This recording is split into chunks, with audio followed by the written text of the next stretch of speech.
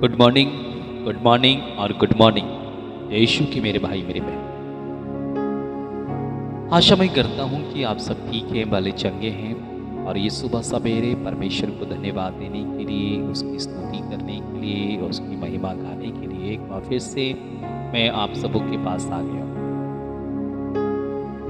और कल रात जब हम उपवास प्रार्थना कर रहे थे तो आप लोग सब उसमें शामिल थे, इसलिए मैं आपको और ईश्वर को धन्यवाद दूं।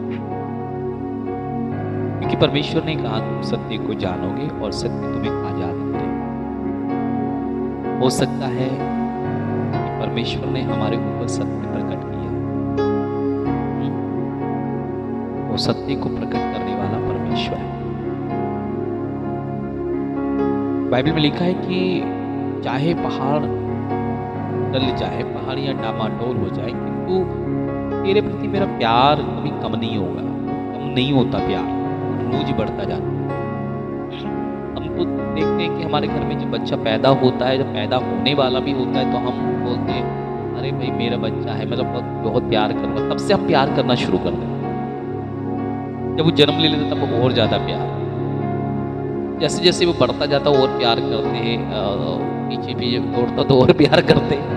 और लेकिन जैसे और थोड़ा सा बड़ा हो जाता है थोड़ा प्यार हमारा कम होने लगता है। लेकिन परमेश्वर हमारा प्यार बढ़ता जाता है। परमेश्वर हमारा प्यार कभी कम नहीं होता, वो हमेशा बढ़ता है। यस आमीन।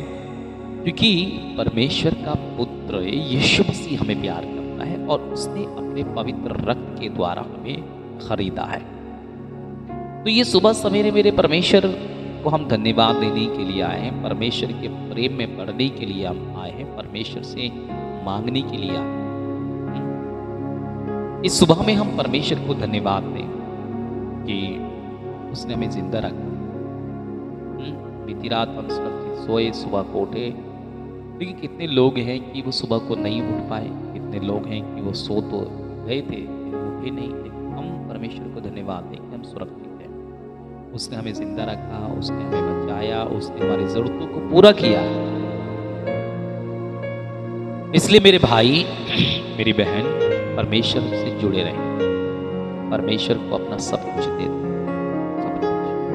अपनी चिंता, अपनी परेशानियां, अपनी बीमारियां, अपने दुख, यहाँ तक कि हर एक चीज, अपना शरीर आत्मा भी उसको दे दें। तब परमेश्वर हमें प्यार करता है, हमारी सारी इच्छाओं को पूर्ण करता है। जब हम उसे दे देंगे ना तो वो उसका ख्याल रखेगा। फिर हमें ख्याल रखने की जरूरत नहीं है, वो स्वयं उसकी परवाह करेगा, स्वयं उसकी देखभाल करेगा, है ना। जब तक हमारे पास कोई चीज़ है तो हमें उसकी देखभाल करने की जरूरत है। जब हम परमेश्वर को दे देंगे तब वो स्वयं उसकी रखवाली करेगा, स्वयं उसकी देखभाल करेगा। हमें करने की जरूरत नहीं है, हमें टेंशन लेने की जरूरत नहीं है। ओके, आपकी पत्नी, आपके पति, आपके बच्चे, आपका कारोबार, सब कुछ उसे दे दो। मैं अपना जीवन, अपना तन मन धन सब कुछ परमेश्वर को देने की मुझे जरूरत है ना।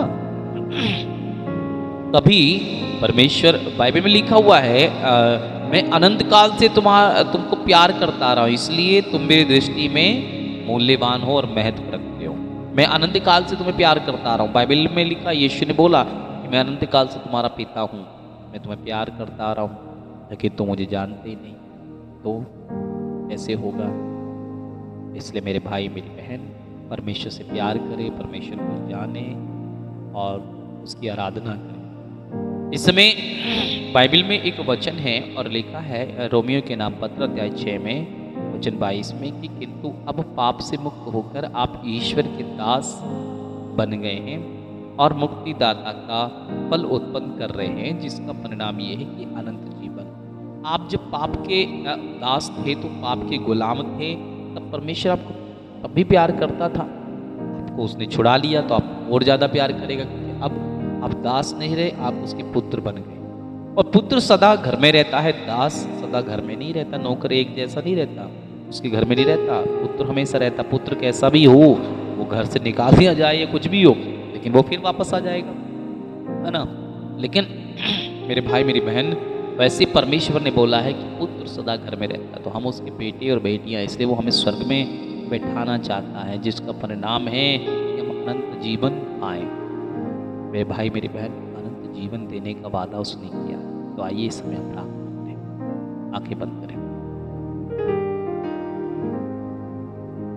सर्वशक्तिमान दयालु परमेश्वर यीशु मसीह, मैं तेरी स्तुति करता हूँ, मैं तेरी आराधना करता हूँ। इस सुबह सवेरे परमेश्वर आपने हमें ये दिन देखने के लिए दिया है, इसके लिए मैं तेरी स्तुति करता हूँ। बीती रात जब हम सोते थे तब आपने हमारी देखभाल की, हर एक दुख बीमारियों से बचाया, चंगाई दिया, चंगा किया, दुखों से बचाया, चंगा किया, चिंता से मुक्त किया, ताकि हम सुबह उठ के फिर से तुझे धन्यवाद दें। और इस सुबह सवेरे परमेश्वर मैं आपको धन्यवाद देने के लिए, आपकी स्तुति के लिए आपके पास आया हूँ। परमेश्वर हमें संभाल, इस पूरे दिन को हम आपके अधिकार में देते हैं, तेरे हाथों में देते हैं। जितने लोगों से आज हम मिलते हैं, जितने लोगों के लिए हम प्रार्थना करते हैं, परमेश्वर सबको आशीष देना। जितने लोग प्रभु हमारे चैनल से जुड़े हुए हैं, ये 1500 लोग परमेश्वर,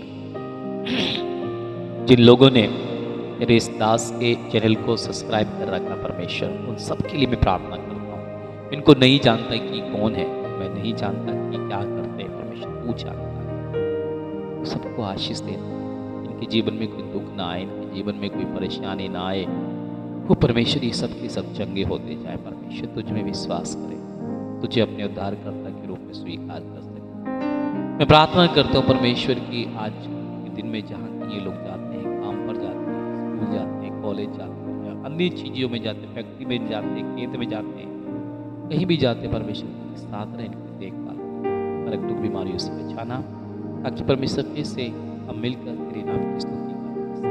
प्रभु जी, मैं प्रार्थना करता हूँ अपने लिए मुझे शक्ति और सामर्थ्य दे, अपनी आत्मा के अभिषेक से भर, ताकि मैं बड़ी भक्ति और ईमानदारी के साथ तेरे वचनों का प्रचार कर सकूँ, तेरे वचनों को तेरे लोगों सुनाने की मुझे शक्ति और सामर्थ्य दे। यीशु के नाम से मांगते हैं, आमीन। तो मेरे भाई मेरी बहन, आशा करता हूँ इस प्रार्थना से आप आशीषित होते हैं। तो मेरे भाई, अगर पहली बार आप लोग देखते हैं तो सब्सक्राइब कर सकते हैं तो कर लीजिएगा, लाइक कर सकते हैं तो भी कर लीजिएगा, नहीं कर सकते तभी परमेश्वर आपको आशीष दे।